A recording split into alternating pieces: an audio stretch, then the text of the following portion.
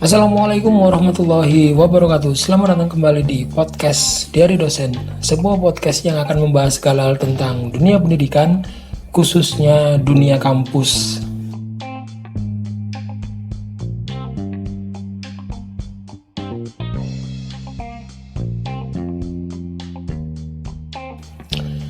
Hari ini kita akan membahas tentang bagaimana tips untuk bisa melakukan pembimbingan skripsi dengan baik. Ini tentu saja berangkat dari fenomena yang saya lihat gitu ya di sosial media, di Twitter terutama, yang paling sering di-share tentang keluhan mahasiswa ketika hendak melakukan pembimbingan. Dosen seringkali dianggap tidak membalas ketika di-chat oleh mahasiswa. Ketika mahasiswa ingin pembimbingan, sulit sekali dia untuk menemui dosen dan seterusnya. Nah, saya ingin menyampaikan setidaknya dalam perspektif dosen, bagaimana sih sebenarnya tipologi mahasiswa yang akan disukai oleh dosen ketika melakukan pembimbingan skripsi. Harapannya dari sini pembimbingan teman-teman bisa lancar, gitu ya. Oke, sekarang kita mulai dengan hipotesa ya, dugaan kenapa sih sebenarnya kok teman-teman mahasiswa itu kesulitan untuk melakukan pembimbingan kepada dosen atau dosen pembimbing gitu ya. Yang pertama adalah kita lihat dari faktor dosen gitu ya. Dari faktor dosen. Saya pernah cerita di video sebelumnya atau di video-video yang sebelumnya bahwa dosen itu kan kesibukannya banyak ya. Dosen itu bukan hanya membimbing Anda sendiri gitu ya. Dosen itu kan harus ngajar. Ngajar itu bisa 2 SKS, bisa 4 SKS, bisa mungkin 6 SKS satu kelas. Kalau 2 SKS kan, kalau 2 kelas kan mungkin 12 SKS dan seterusnya. Jadi kesibukan ngajarnya itu juga luar biasa tinggi. Nah, selain ngajar, kan dia juga harus mempersiapkan bahan ajar dong. Iya kan? Kan nggak mungkin ngajar doang atau ngajar saja. Ada bahan ajar yang harus dipersiapkan. Ini juga sebuah beban kerja gitu ya, menyiapkan bahan ajar. Kadang selain itu juga ngoreksi latihan misalnya yang diberikan kepada teman-teman kan harus dikoreksi, ujian yang harus diberikan kepada teman-teman kan harus dikoreksi dan seterusnya. Jadi harus ngajar, nyiapin bahan ajar, ngoreksi.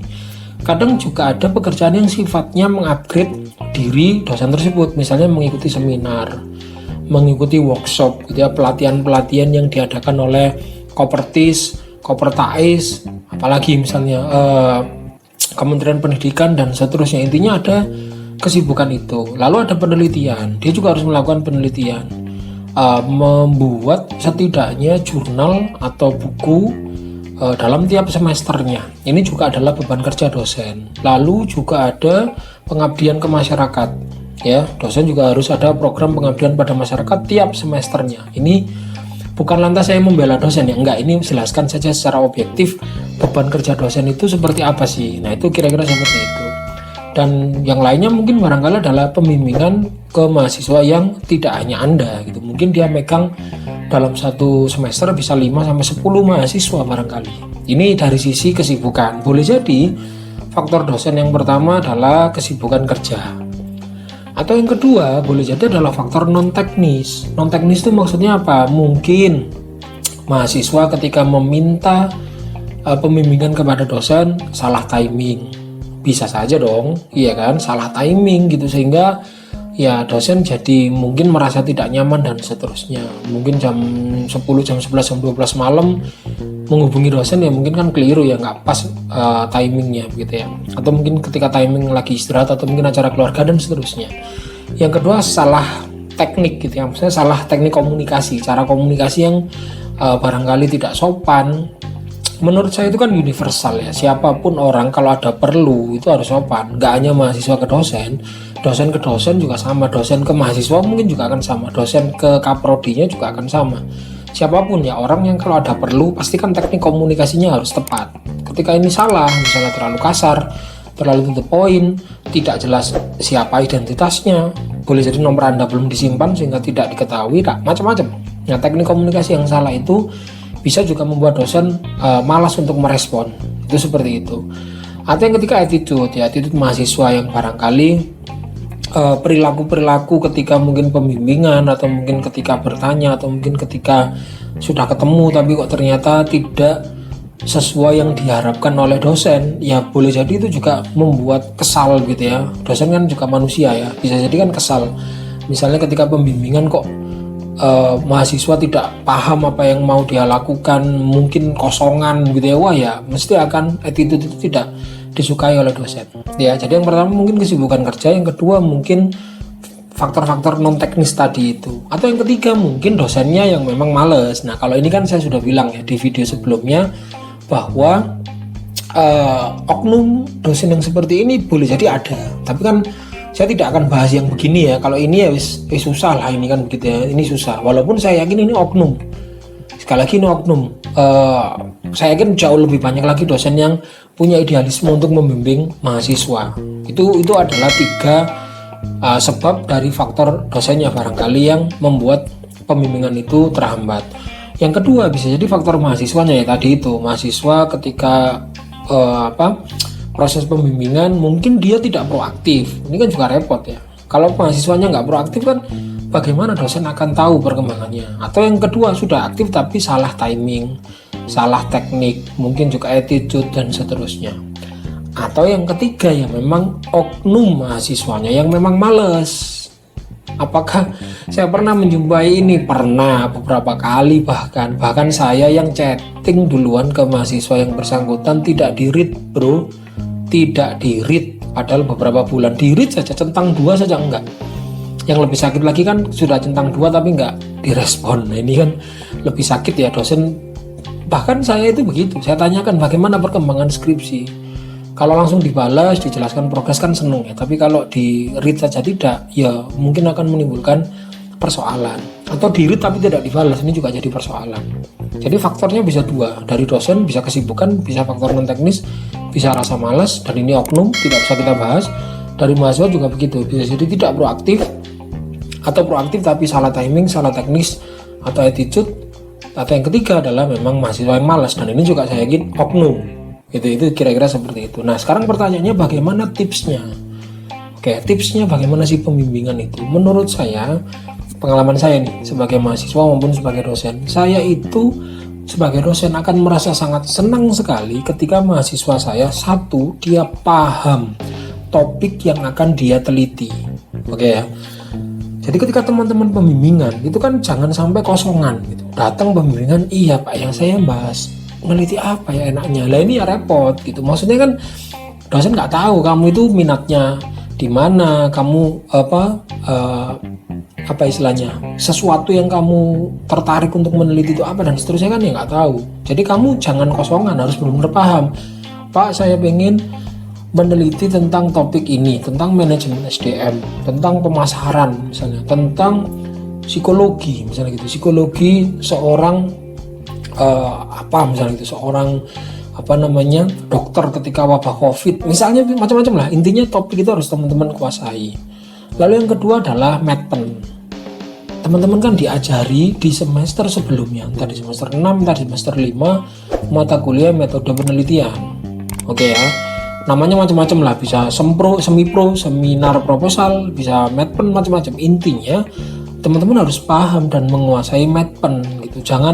Ibaratnya jangan dosen pembimbing disuruh mengulangi lagi ngajari medpen, yaitu ya repot.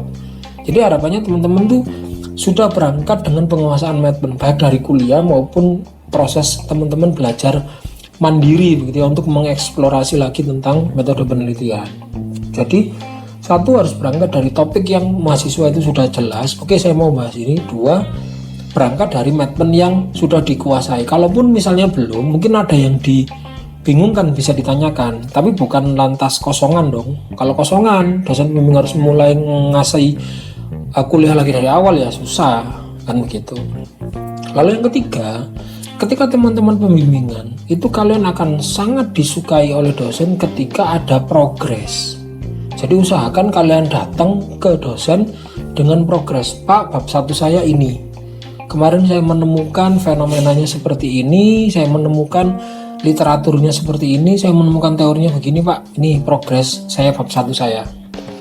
Oh ini Pak progres bab 2 saya, bab 3 saya. Jadi ketika teman-teman datang, kalian datang dengan progres, jangan datang dengan kosongan terus apa yang mau ditanyakan nggak tahu Pak, ini saya belum ngapa-ngapain, ya mesti mangkel gitu ya, dosennya ya mesti jengkel gitu ya.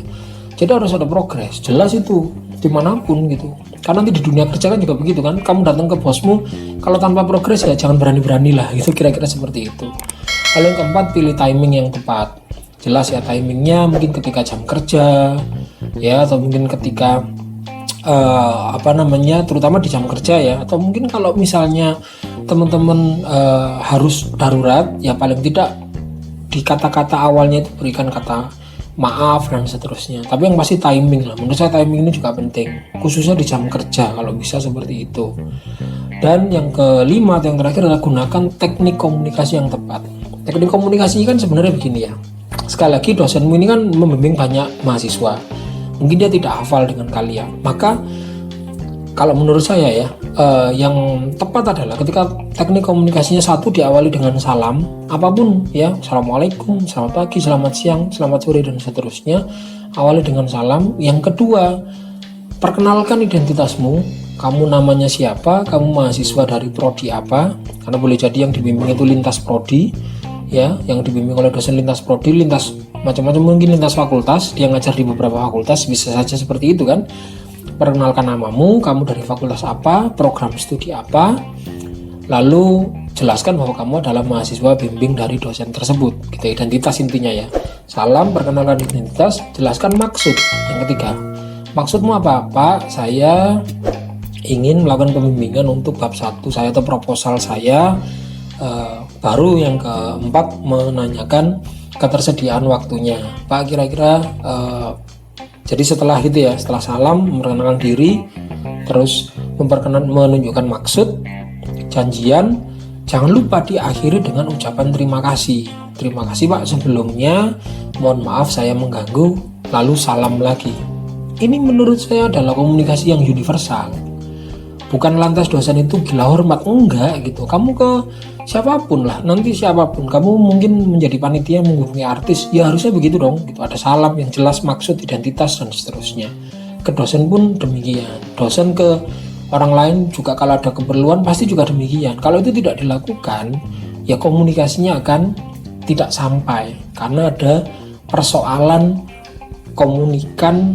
komunikator ketika menyampaikan pesan kepada komunikan. Sehingga menurut saya itu ya kurang lebih 5 tips untuk teman-teman itu disukai oleh dosen pembimbing. Kuasai topik, kuasai matpen, lalu bawa progres di tiap pembimbingan, pilih timing yang tepat, dan gunakan komunikasi yang tepat.